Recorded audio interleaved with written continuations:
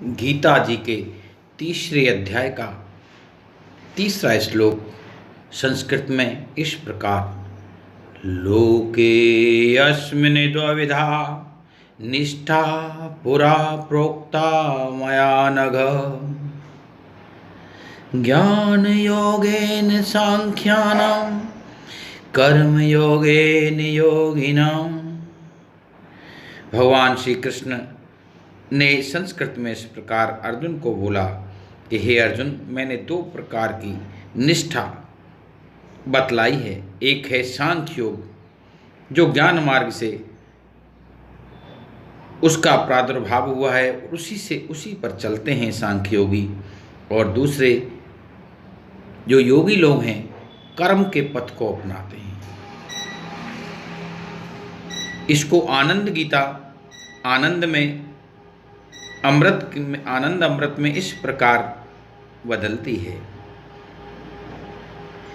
दो प्रकार निष्ठा बतलाई, ज्ञान मार्ग से सांख्य योगी, दूसरी निष्ठा कर्म योग से अपनाते योगेश्वर योगी।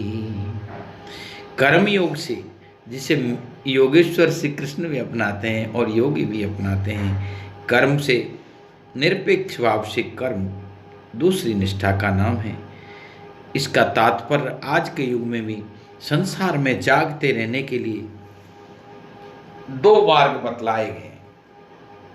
केवल खाना पीना, मैथुनी प्रकृति और इच्छाओं की पूर्ति में लगे रहना मनुष्य जीवन का लक्ष्य नहीं है।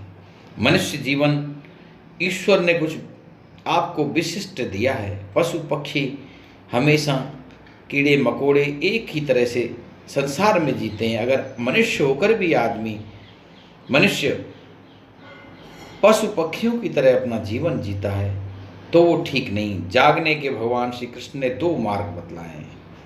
अपने कर्म करने के लिए हमेशा या तो ज्ञान का मार्ग उत्तम है और दूसरा कर्मयोग से। अब इनमें कौन सा सहज है और कौन सा कठिन, गीता का अध्ययन करिए, आपको पता लगेगा हमें कहाँ किसको करने से सुगम जीवन को हम अपने को सफल बना सकेंगे।